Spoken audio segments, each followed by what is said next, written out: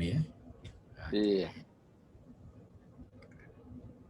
Oke, sebentar, masih ada satu lagi video tentang ini. Ya.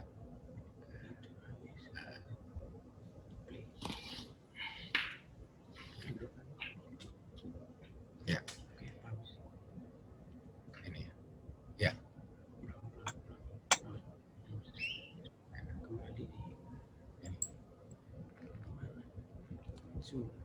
Ya. Ya. Mana? Ini. Yang mana? Di layar, dekat bawah layar. Yang ini. Klik situ. Oke.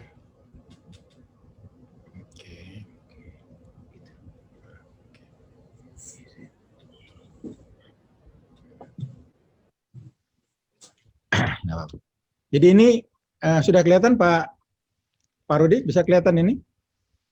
Bisa. Jelas. Jadi bentuk turbinnya itu nanti seperti ini. Ya, bentuk turbinnya seperti ini. Jadi kalaupun ada ikan liwat, ini sekaligus juga untuk mengurangi ya teman-teman dari mana itu, dari apa Greenpeace ya, yang mempersoalkan itu jangan sampai nanti turbin kita itu kalau dilewati ikan malah habis tuh ikan-ikan semua jadi apa? Jadi perkedel ikan gitu. Nah, tapi ini malah tingginya ini 8 meter, Pak. Jadi bukan hanya ikan paus, truk pun bisa lewat di sini. Truk pun bisa lewat. Saya tunjukin satu lagi yang terakhir Pak Rudi supaya selesai ya.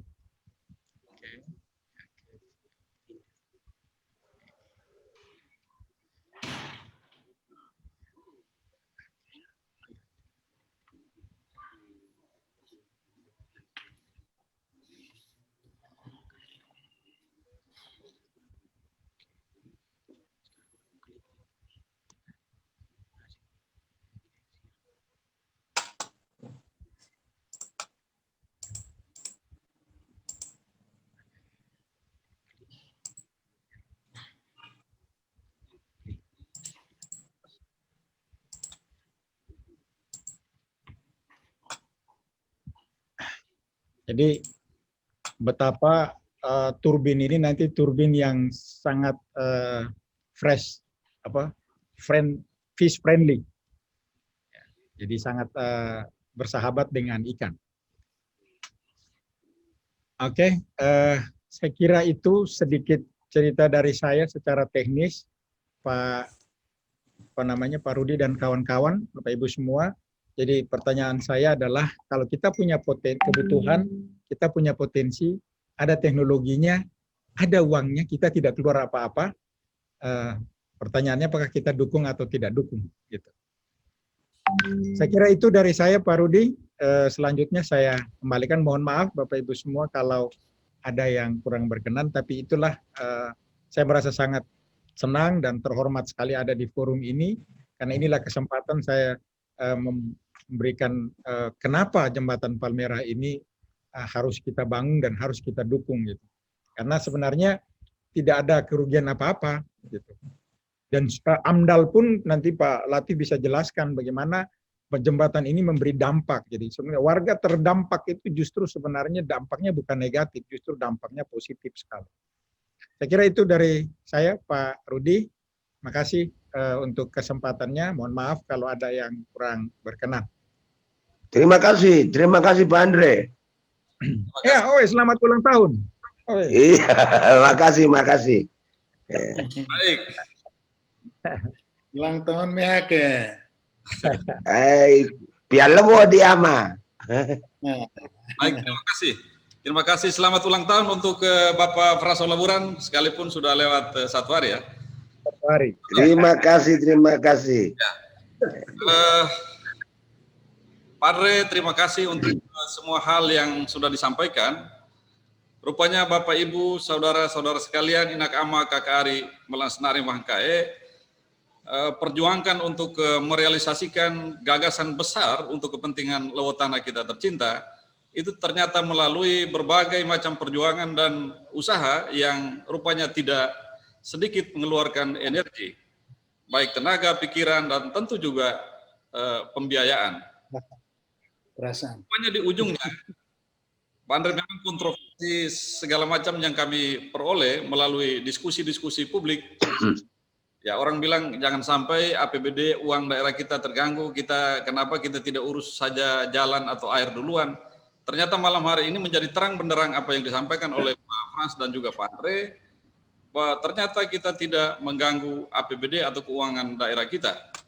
Dan pernyataan reflektif yang disampaikan oleh Pak Andre, bahwa kita punya potensi dan orang lain menawarkan teknologi untuk mengeksploitasi, mengeksplor potensi itu untuk kepentingan kita, kenapa kita tidak terima?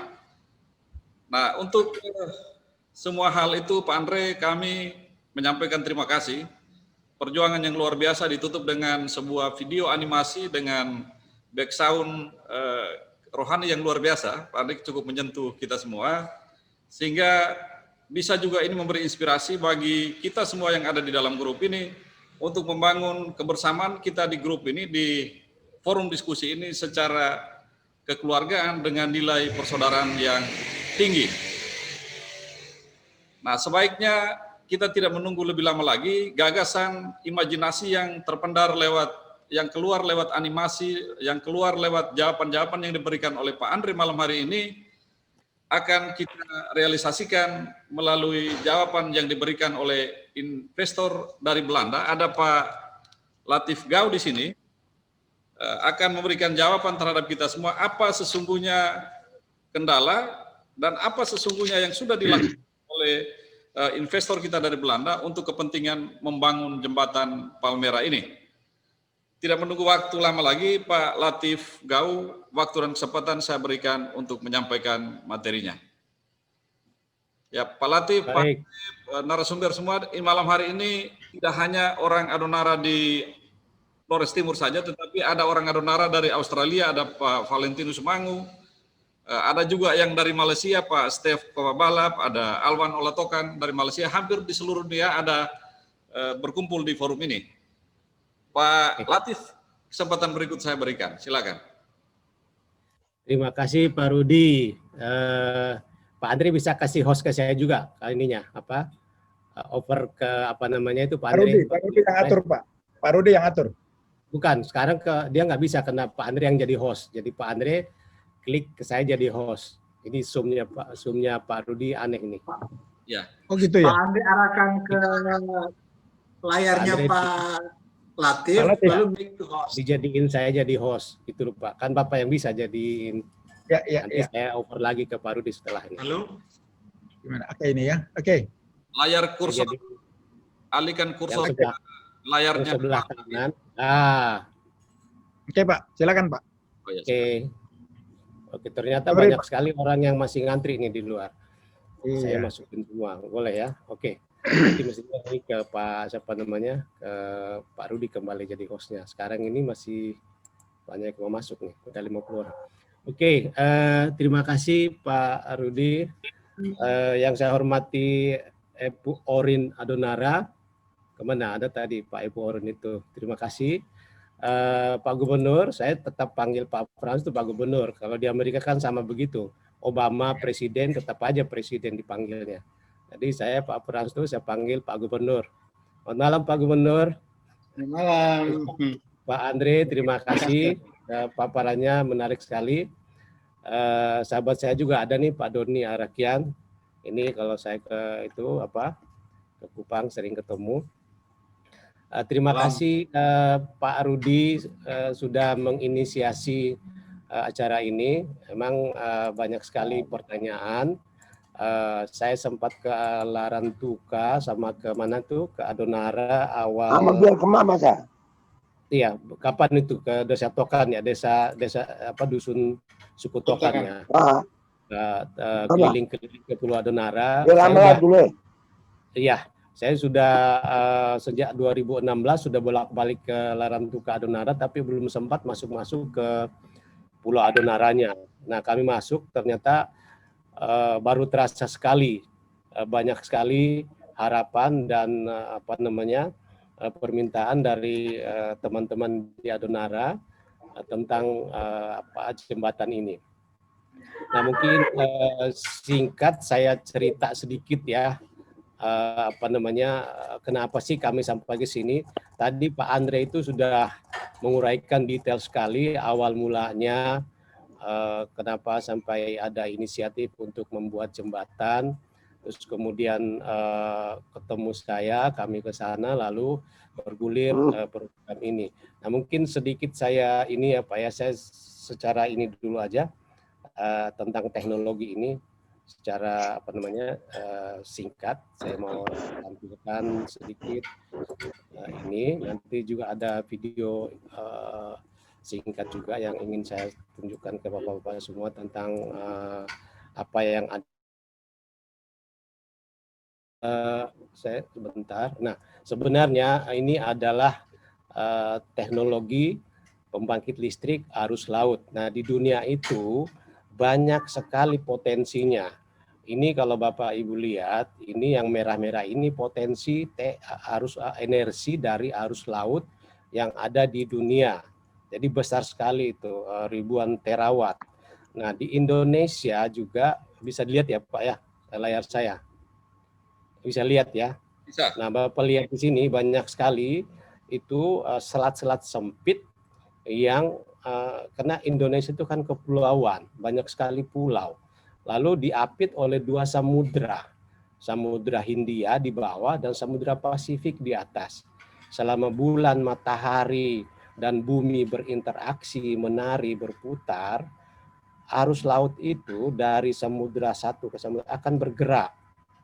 Nah, bergeraknya arus laut dari Samudra Hindia dibawa ke Samudra Pasifik di atas dan sebaliknya melalui selat-selat sempit di Kepulauan Nusantara tercinta. Di situ potensi arus laut, potensi untuk membangkitkan listrik itu besar sekali, tetapi belum dieksploitasi. Kami punya teknologi di Belanda yang mempunyai yang sudah kita coba, yang juga sudah dilihat oleh Pak Andre dan Pak Gubernur. Survei, saya survei mulai dari tahun 2015 sebenarnya. Kami tim dari Belanda itu survei ke seluruh Indonesia. Kami ke Halmahera, ke Sumatera, ke Selat Sunda, ke sampai sampai ke Papua, lalu ujung-ujungnya kami ke Larantuka. Larantuka karena kami juga survei studi, ternyata BPPT sudah mengadakan studi di sana sudah lama, sehingga kami ke sana. Bertepatan pada saat itu, kalau nggak salah itu sebelum Natal, Pak Andre mengeluarkan di Koren itu banyak ribut memang, karena Pak Andre mau, Pak Gubernur mau bikin jembatan di sana, harganya 5 triliun. Nah, banyak sekali kontroversi pada saat itu. Nah, dari situ saya sama Pak Andre ketemu sama Pak Gubernur. Nah, kenapa teknologi itu tidak jalan padahal potensinya luar biasa? Karena ya teknologinya itu begini. Teknologinya itu semua turbin itu dipasang di dasar laut. Ya. Dengan turbinnya seperti ini, bayangkan arus laut yang keras dan turbin yang seperti ini dipasang di bawah, dan dasar laut itu kan tidak rata. Dasar laut itu kan bergunung, berlembah, macam-macam. Nah, mahal sekali jatuhnya kalau turbin seperti ini dipasang di dasar laut. Belum tantangannya harus turun ke bawah dengan arus kencang masangnya, harus penyelam segala macam. Ya kan? Ini kalau satu turbinnya. Ini turbin kalau dicoba dipasang dengan taman. Seperti yang ada di Sulawesi Selatan itu taman di atas, ini kincir laut tapi di dasar laut. Tapi bagaimana tantangannya di bawah ini, seakan-akan di bawah ini lapangan rata, padahal sama sekali di dasar laut itu tidak rata. Dan bagaimana dengan keamanannya kalau kena batu-batu terbang di dasar laut itu kan harus bergerak ya, kadang-kadang bawa batu, kadang-kadang bawa macam-macam, tabrak-tabrakin di bawah, dan itu terjadinya di dasar laut. Nah, ini misalnya contohnya seperti ini. Nah, akhirnya kami ini yang ada di Belanda Pak ya, namanya tadi Pak Andre itu Oosterschelde-Kering. Pak Andre paling susah ngomongnya, katanya ini lokasi yang kita tinjau waktu itu namanya Oosterschelde. Di Oosterschelde-Kering ini emang ada jembatan existing ya yang sudah dibangun dari tahun 80-an. Ini sebenarnya water defense karena Belanda itu ya dulu tenggelam di daerah sini sehingga dibikin jembatan yang bisa buka tutup untuk menahan arus laut, gelombang pasang kalau tinggi, makanya dibikinlah ini. Nah di sini kami pasang satu.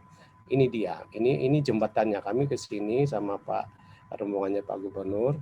Nah ini sebenarnya kalau mau dipasang semua turbin di bawahnya, ini kita bisa sampai 300 megawatt juga. Tetapi lagi-lagi jembatan ini tidak didesain untuk pembangkit. Jembatan ini didesain untuk water defense, untuk bikin kakinya orang selam di Belanda itu kering. Kalau enggak nanti air bah masuk nggak bisa diblok. Makanya kami hanya dikasih satu segmen di sini untuk dipasang turbin itu. Nah, turbin itu memang 1 megawatt, 1,5.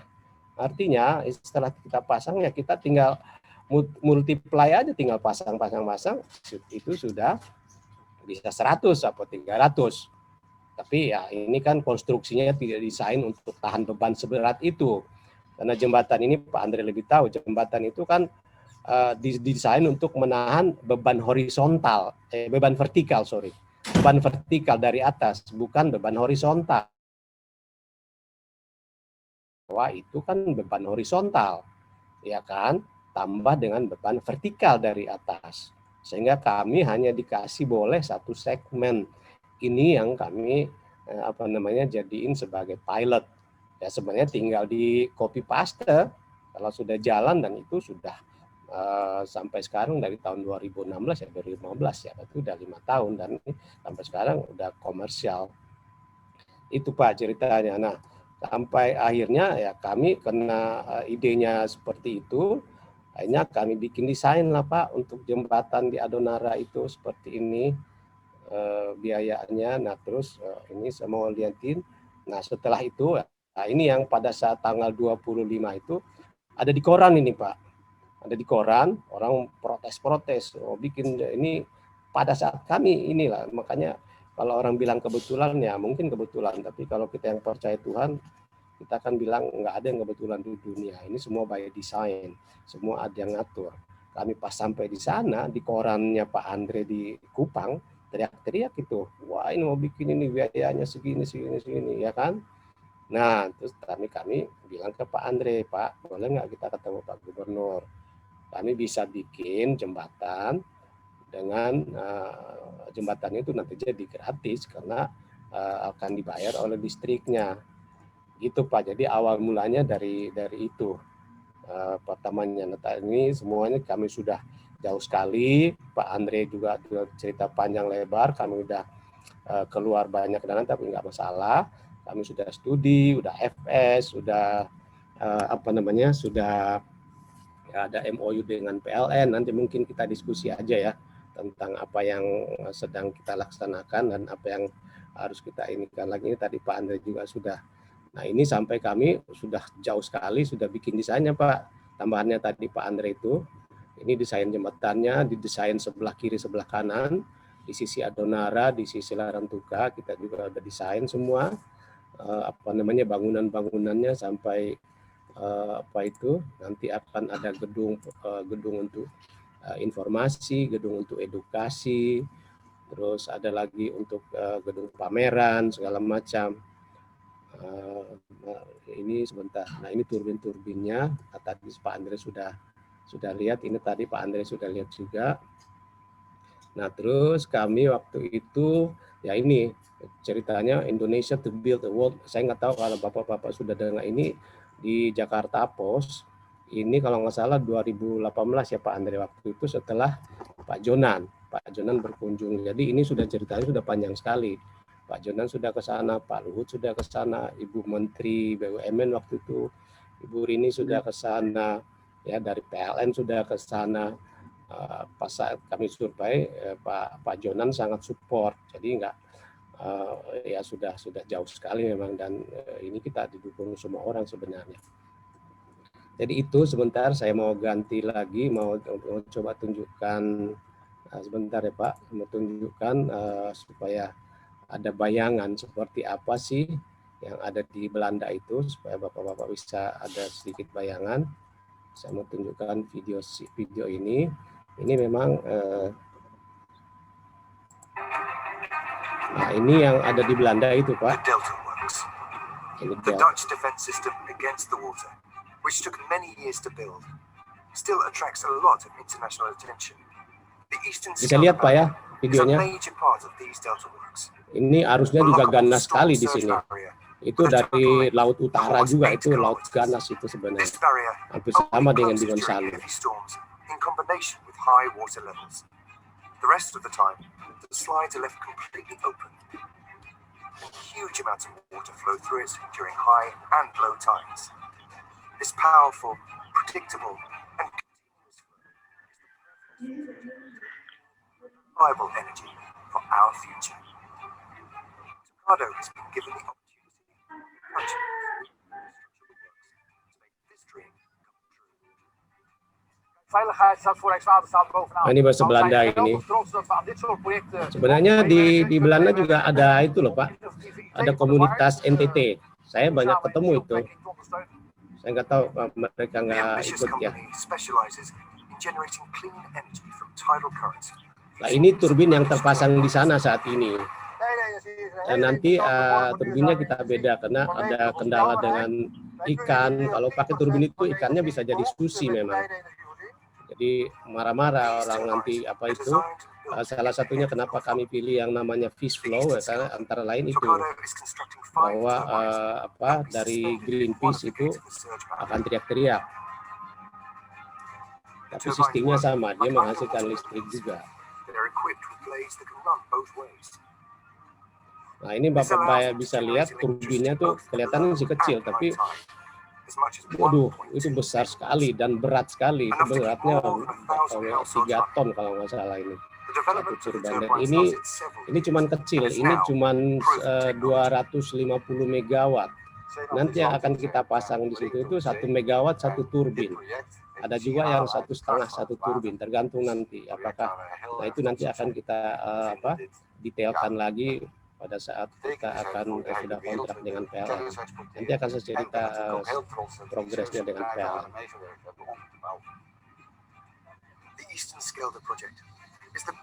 Ini kami jujur, Pak Gubernur, teman-teman semua, kami sudah persiapan pembuatan turbin. Turbin ini bisa bikin 1-6 bulan, tapi kami paralel bersama dengan Andritz, kami sudah memesan beberapa yang nanti tinggal di assembly. Nanti kemungkinan akan kita assembly di Surabaya atau di Makassar atau mungkin di daerah Adonara kalau memang ada lokasi. Nah, itu berat sekali dan nggak mungkin lewat darat, itu pasti lewat laut karena besar sekali. Coba lewat darat hancur semua itu jalanan dan nggak akan muat. Itu besar sekali. Nah, ini sedang kami siapkan semua infrastrukturnya dan ini saya boleh buka di sini bahwa kami sudah persiapan dengan segala risikonya dari kami ya. Jadi belum ada kontrak dengan PLN pun ya kami jalan.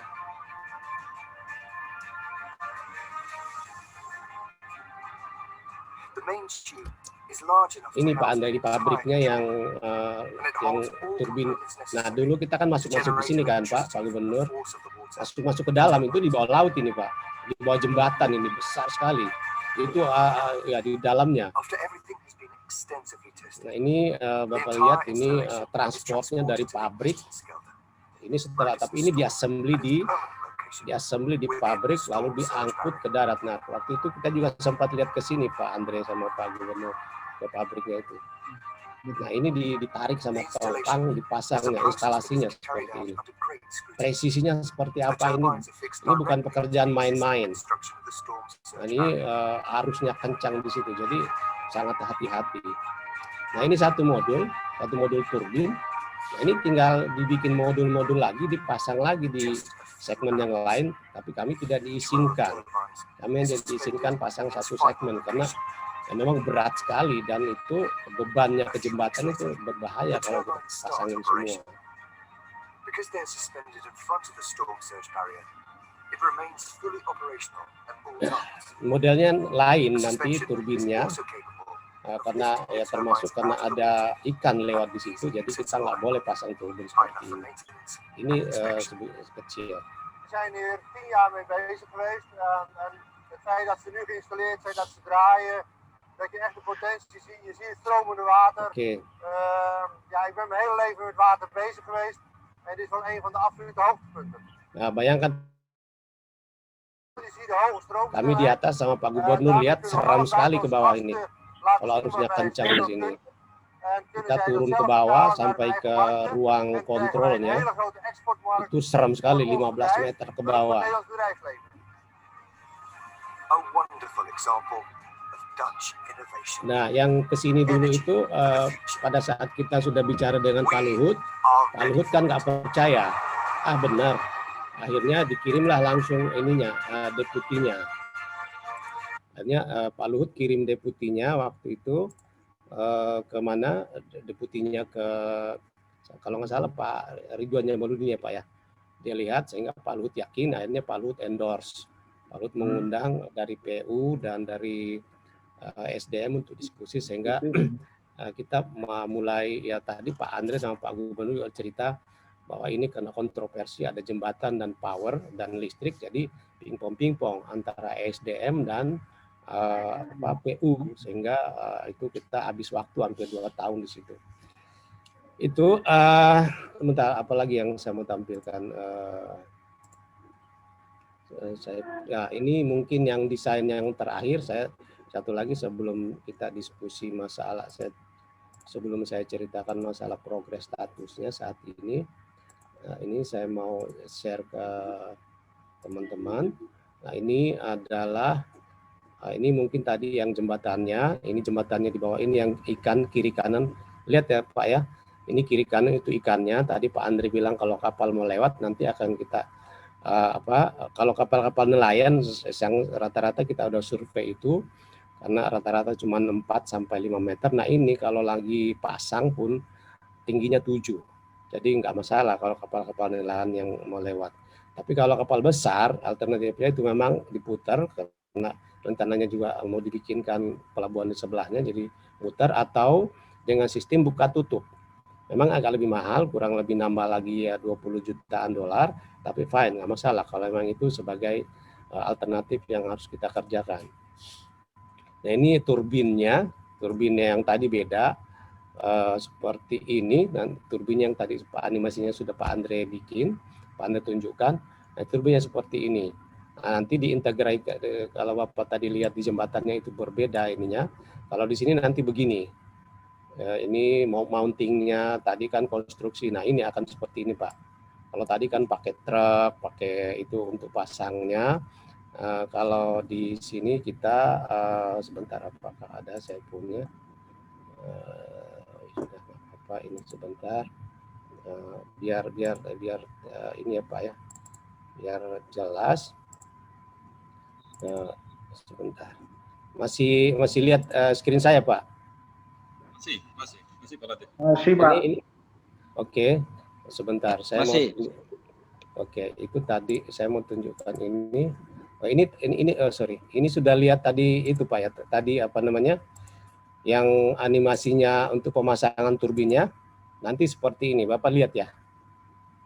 Jadi kalau tadi kan ini, nah ini kan turbinnya yang kotak-kotak itu ya, supaya dengan sistem skrup nanti dipasangkan seperti ini. Makanya setelah pada saat kami paparan di Larantuka itu banyak sekali yang dari penduduk sana juga, terutama yang ojek laut itu protes, saya nanti kehilangan pekerjaan, kami sangat butuh banyak orang nanti untuk pemeliharaan.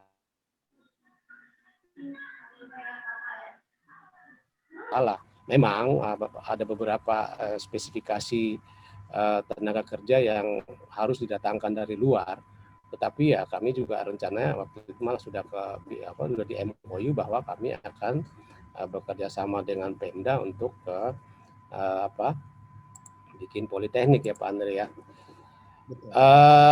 Itu kurang lebih cerita ininya. Nah, kalau bicara masalah status, saya mau nanti kita diskusi juga.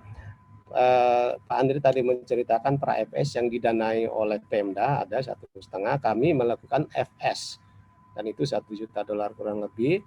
Setelah itu kami mengadakan MOU dengan PLN untuk mengadakan studi interkoneksi karena tadi juga Pak Andri sudah singgung sama Pak Gubernur, ya bagaimana kamu mau produksi listrik, kamu mau jual kemana, kamu mau salurkan kemana. Akhirnya kami mengadakan namanya studi interkoneksi, artinya produksi listriknya itu akan dipakai oleh siapa, akan stabilitasnya dengan interkoneksi Larantuka sampai ke Labuan Bajo kalau nggak salah namanya. Terus kemudian penyerapannya, bebannya segala macam seperti apa, itu tahun 2017. Lalu kami ada MOU lagi dengan PLN masalah legalitas, nanti bagaimana penunjukannya, penugasan segala macam. Nah, itu ternyata sudah jadi ada MOU, kita belajari segala aturan-aturan mainnya, segala permen, segala aturan internal PLN. Itu juga kami sudah laksanakan. Nah, setelah itu memang saya terkendala sekali jujur Bapak-bapak Ibu sekalian bahwa di PLN itu berganti-ganti direksinya. Ya, saya sudah empat direksi yang saya hadapi, mulai dari Pak Sofyan Basir, lalu ada Pak Joko, lalu ada Pak Iwan, lalu ada Pak Ibu Inten, nah terakhir ini Pak Zul.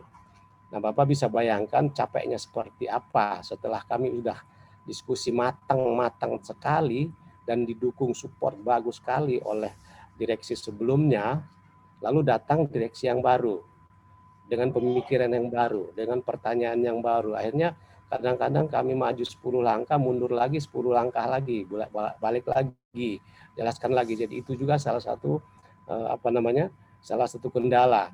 Itu di tingkat direksi. Di tingkat direktur PLN, di bagian energi terbarukan ada lagi namanya kepala divisi energi terbarukan. Saya juga ketemu 4 pergantian. 4 kepala divisi, mulai dari yang namanya Pak Sadarwin, ke Pak Tohir, ke Pak Manggau, sampai sekarang namanya Ibu Cita. Nah, bayangkan, jadi itu semua kerjaan. Kenapa? Saya harus bolak-balik Belanda setiap bulan, Pak. Betul-betul saya setiap bulan. 2 minggu, 3 minggu, 2 minggu, 3 minggu. Ya karena COVID saya ketahan kemarin, sampai saya hampir 4 bulan nggak kesini-sini. Nah, sekarang ini sudah balik lagi. Nah, sudah selesai itu, sudah matang semua, lalu ada pertanyaan lagi karena ada direksi baru lagi. Dia bilang, oke, saya setuju, tapi benar enggak ini kamu punya teknologi? Saya bilang, Pak, ayo saya siap Pak di audit, di due diligence. Nah, tapi di Indonesia kan enggak ada orang yang paham tentang ini. Adanya ya universitas. Ditunjuklah Universitas ITS Surabaya untuk seakan-akan jadi mengaudit teknologi ini, ya dengan pengetahuan profesor yang sangat terbatas, ya diaudit lah. Ada beberapa masukan bagus, ada beberapa yang sebenarnya sangat tidak sesuai, tapi fine. Dan itu dibayar oleh PLN hanya untuk melihat bagaimana kelayakan teknologi ini. Ada kalau direktur sebelumnya dia bilang ngapain juga kita audit, ya kita kan nggak ngerti apa-apa. Risiko juga nggak ada di kita, risiko kan jadi pengembang. Kalau dia tuh bawa duit sendiri, kalau nggak jalan jangan bayar aja, ya apa susahnya, ya kan? Teknologi dia, ya kan? Teknologi kami, risiko kami, duit kami. Kalau nggak jalan ya jangan bayar, tinggal bikin kontraknya seperti itu. Tapi fine, itu kan satu direksi, satu direktur punya pendapat lain. Nah itu kendalanya. Sehingga nggak apa-apa, saya bilang. Nah, terus ayo kita di due diligence lah. ITS selesai, kami harus counter pertanyaan-pertanyaan ITS yang sangat kadang-kadang jujur, sorry to say, agak tidak membumi karena profesor ya yang dengan segala segala filosofinya. Tapi fine, kita counter dan kita selesaikan juga. Nah ini yang sedang saya. Nah kemudian masalah yang krusial juga adalah masalah harga. Nah masalah harga dari PLN punya financial model, itu kan mereka punya model sendiri. Kami dari hitungan kami itu sebenarnya cost-nya itu cuma 5 sen sampai 6 sen. Harga jualnya bisa, kalau PLN mau jual 10 fine, tapi cost kami cuma 5 sen. Tapi dengan model itu, dengan dasar bahwa kami menghitung bahwa jembatan itu, karena Belanda itu jembatan itu umurnya 100 tahun. Jadi oke, paling tidak kita ambil referensi 50 tahun umur jembatan itu. Artinya perhitungan finansialnya kita absorb minimum 30 sampai 40 tahun, bahkan lebih bagus 50 tahun. Kemudian kita hitung juga power plan-nya itu kita hitung 25 sampai 30 tahun. Modelnya modelnya PLN enggak bisa, harus 20 tahun. Ya kan? Dan jadi jembatan, power plant semuanya harus 20 tahun. Nah, otomatis harganya kan naik. Nah, akhirnya masuk ke, jadi ada 3, saya juga udah cerita ke Pak Gubernur. Ada 3 model, ada 3 syarat oleh PLN yang kami juga patuhi. Pertama, tidak mau keluar uang, tidak ada cash flow. Semuanya kami biayai, fine, nggak masalah, 100% dari kami. Kedua, selama periode pembangunan sampai operasi harus cash flow positif, nggak mau cash flow negatif, pokoknya harus cash flow positif. Ketiga, harus 20 tahun, semua di write off 20 tahun. Ya sudah, kami masuk ke itu sama departemen finansialnya, akhirnya kami ketemu 2 angka. Pertama itu 14 sen. Semuanya itu dengan semua diputus 20 tahun. Padahal jembatannya itu kita hitung bisa 50 tahun. Power plan-nya juga bisa 25 sampai 30 tahun. Tapi modelnya PLN nggak bisa, hanya 20 tahun. Fine. Jadi akhirnya kami dapat harga 14 sen. Nah, artinya sekitar 2.000 perak, 2.000 rupiah per kWh. Tadi Pak Gub sudah bilang di sana memang masih 22 sen, ini kita 14. Tetapi karena PLN bilang ya nanti itu ada potensi geotermal, ada potensi apalagi macam-macam, fine. Dia bilang saya itu nggak sustainable kalau 14 sen, nggak akan nanti oke. Nah akhirnya kita diskusi dengan PU, apakah PU, karena sebelumnya Pak cerita bahwa tadi itu selama 2 tahun itu kita pingpong antara PU, SDM, akhirnya PU juga mau sebenarnya pada saat kita ketemu Pak Luhut juga, PU sudah bersedia mengambil alih jembatan untuk jadi paling tidak mengambil over setelah jadi. Nah, ongkos jembatannya kami hitung di sini itu adalah 50 juta. Nah, kalau ongkos jembatannya itu kita keluarin dengan model finansial dari PLN, itu biayanya jadi 9 sen. Nah, akhirnya yang terjadi ya Pak Gubernur lah coba-coba sounding ke Pak Menteri PU, dan ternyata PU bersedia. Dia bilang ya karena ada kesalahpaham juga, mungkin disengaja atau tidak, ternyata Pak Menteri PU itu diinformasikan bahwa biaya jembatan yang harus ditanggung oleh PU adalah 5 triliun. Saya nggak tahu dari mana, sehingga nggak usah lupain aja. Setelah kita klarifikasi, Pak, bukan 5 triliun. Orang biaya jembatannya nggak sampai 5 triliun, kok bisa biaya total project cost-nya nggak sampai 5 triliun, kok Bapak harus bayar 5 triliun? Ada 50 juta, Pak. 50 juta dolar itu artinya sekitar 700 miliar. Oh, kalau gitu sih saya mau. Itu pembicaraan kita dengan Pak PU. Nah, itu kan maunya PLN supaya dia harganya jadi murah. Jadi maunya 9 sen. Alasannya satu lagi, PLN bilang ya saya tuh subsidi semuanya, saya tuh banyak sekali tagihan ke pemerintah juga nggak dibayar. Tagihan saya triliun nggak dibayar. Nah kalau PU bisa sumbang karena ini jembatan ya bagus. Nah ini paralel jalan. Nah jadi ini yang Bapak-bapak, Ibu-ibu sekalian yang statusnya sekarang adalah tinggal kami finalize kontraknya. Dan kontraknya itu selesai dan kami sudah diskusi detailnya, ya kemarin sebenarnya sudah mestinya bisa ditandatangan, tapi karena terkendala ganti direksi lagi, setelah itu COVID lagi, waduh, jadi ini kan mundur balik. Sehingga akhirnya kalau sudah selesai kontrak ya sudah, kami pun sudah ambil risiko bahwa kami walaupun belum ada kontrak apa-apa dengan PLN, kami juga sudah jalan karena kami yakin sekali dengan teknologi ini. Terus tadi Pak Ande juga sudah cerita tentang AMDAL, ya kami juga jalan dengan AMDAL. Bapak pikir AMDAL murah? Nah, itu kan bayar konsultan aja $1 juta. Kami juga laksanakan itu. Dan itu tidak ada kontrak sama siapa-siapa. Itu semua atas inisiatif kami sendiri, atas biaya kami sendiri. Jadi saya nggak masuk di akal sekali kalau teman-teman ada yang meragukan bahwa kami ini cuma main-main aja. Saya sudah 5 tahun Pak, saya sudah dari tahun 2015 ke situ, setiap tahun bolak-balik, segala tantangan saya hadapi, segala turbulensi, ganti direksi, ganti ini macam-macam, sama Wika juga dulu masuk, akhirnya macam-macam lah. Nah mungkin nanti kita bisa diskusi lebih detail, apa concern-concernnya bapak-bapak semua, lalu apa yang akan kita kerjakan dalam waktu depan, terus mungkin juga Bapak bisa mau menanyakan bagaimana dampaknya nanti kita bisa diskusi aja. Saya pikir itu dulu Pak Rudi, saya kembalikan aja ininya ke Pak Rudi ya. Mana nih Pak Rudi? Ya, jadikan Pak Rudi host lagi ya. Ya, oke. Ya.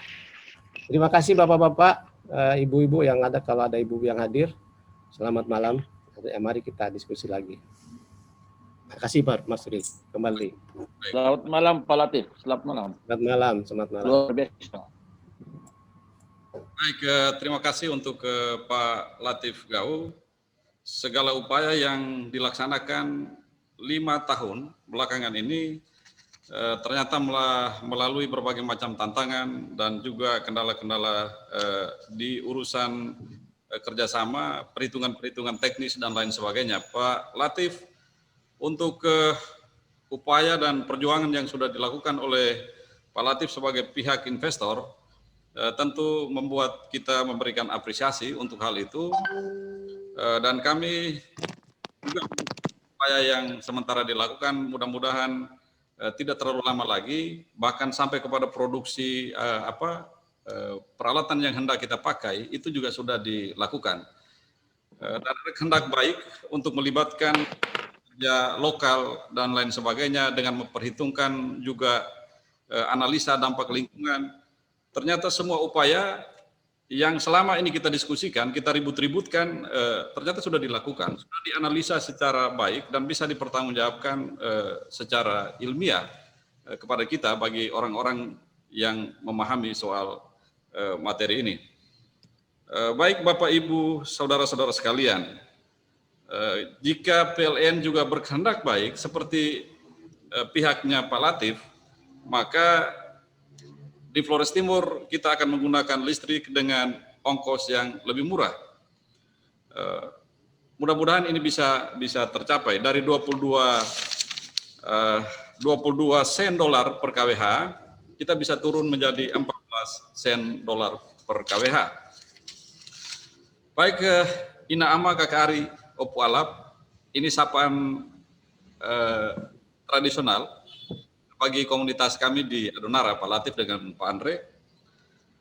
Alangkah lebih eloknya jika diskusi ini kita buka untuk kesempatan berdialog langsung dengan, saya pikir ini penggagas utama ada Pak Frans, ada Pak Andre dan juga Pak Latif. Kita akan berdiskusi dan menanyakan berbagai hal yang mungkin saja masih menurut kita belum terang. Saya akan memberi kesempatan di sesi pertama ini kepada beberapa penanggap supaya lebih Pak Don belum bicara. Pak Don dulu dong. Enggak. Oh, sorry. Saya mohon maaf ya Pak Don ya. Saya, karena ini bahaya ini kalau Pak Don yang nggak dikasih dulu deh. Itu sengaja. Ini udah sentimen ini. Langsung nih Pak Don. Saya hampir saja tersihir oleh presentasi yang dilakukan oleh ketiga narasumber sebelumnya, Pak Don. Menyampaikan hal yang sama, menyihir kita semua yang ada di forum ini. Baik, kalau begitu sesi dialog setelah materi yang disampaikan oleh Pak Don. Pak Don akan menyampaikan dari aspek perencanaan arsitektural dalam konteks keruangan. Ini basicnya beliau, sehingga Pak Don waktu dan kesempatan saya berikan. Silakan.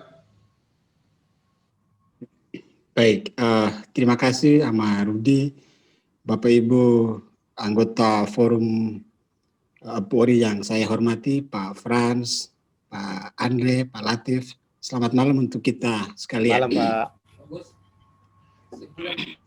Memang agak tidak enak kalau menjadi pembicara di akhir, apalagi pembicara terdahulu sudah seperti kata Pak Rudi tadi sudah mensihir. Saya pada kesempatan ini juga ingin menyampaikan beberapa hal yang karena kontroversi ini, tayangan iNews yang sepertinya ulang-ulang di-share di berbagai macam media sosial, dan di situ muncul kebetulan muncul saya dengan Pak Andre yang paling banyak, Pak Andre. Jadi seolah-olah kontroversi ini bersumber, salah satu sumbernya itu dari situ. Apakah kita seolah-olah memberikan semacam mimpi-mimpi yang tak berujung, kira-kira begitu. Jadi menurut saya kesempatan ini saya sependapat dengan Pak Andre, kita menggunakan kesempatan itu juga menurut saya juga bukan forum untuk mengklarifikasi, sebetulnya forum lebih tepat untuk kita mendiskusikan berbagai macam pandangan atau persepsi yang berasal dari sumber yang menurut saya mungkin tidak komplit. Nah, saya pada posisi ini sebetulnya dalam proses perencanaan Tidal Bridge Jembatan Palmera ini, saya mungkin sedikit menceritakan sejarah atau cerita awal tentang keterlibatan kami. Saya ketika itu menjadi Ketua Ikatan Arsitek Indonesia, dan pada suatu kesempatan stafnya Pak Andre menghubungi saya. Lalu kami di pertemuan perdana itu bertemu di Hotel Kristal, membicarakan tentang gagasan desain bentuk jembatan Palmera yang sudah direncanakan itu. Sehingga ketika itu sebetulnya di jawaban saya terhadap tantangan yang diberikan oleh Pak Andre dan timnya Pak Latif, Pak Erik dan teman-teman dari Belanda ketika itu, oke, saya bahkan mengatakan begini, demi NKRI. Dalam pikiran saya tidak lagi berpikir tentang saya sebagai Ketua IANTT, tapi ini kita berbicara tentang kebesaran negara Republik Indonesia, dan karena kita sedang berhubungan dengan negara Belanda sebagai investor. Jadi itulah kira-kira cerita awal kami dilibatkan dalam proses ini. Sehingga saya juga ingin menjelaskan pada kesempatan ini bagaimana proses desain bentuk. Ya. Jadi saya juga memang harus lebih fokus kepada apa yang kami lakukan di proses itu. Mungkin sedikit saja tayangan yang ingin saya sampai ke Pak Rudi bisa make to me host. Kai. Apa itu Kai? Sudah. Oke. Oke, ya. Belum.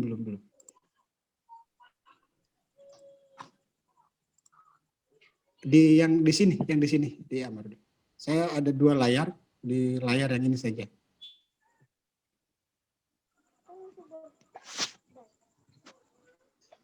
Ya, sambil ini, jadi dalam benak kami ketika itu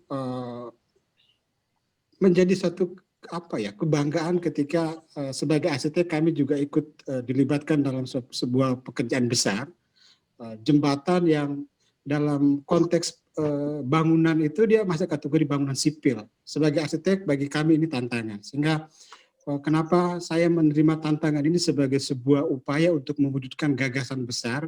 Dalam pikiran saya ini bakal menjadi ikon baru Kota Larantuka, atau secara teoritis biasa disebut dengan citra Kota Larantuka. Nah, bicara tentang citra Kota Larantuka, apa yang bisa kita banggakan hari ini di Kota Larantuka dari sisi elemen fisik kotanya? Kita bicara tentang Semana Santa. Itu peristiwa budaya yang sudah dari tahun ke tahun yang biasa kita ikuti, bahkan menjadi sebuah ikon pariwisata dunia dalam bidang religius. Tapi secara fisik, dari sisi elemen fisik kota, kita pertanyaannya apa yang kita miliki saat ini. Dan bagi saya ketika menerima tantangan untuk melakukan desain ini, yaitu kira-kira pikiran kami.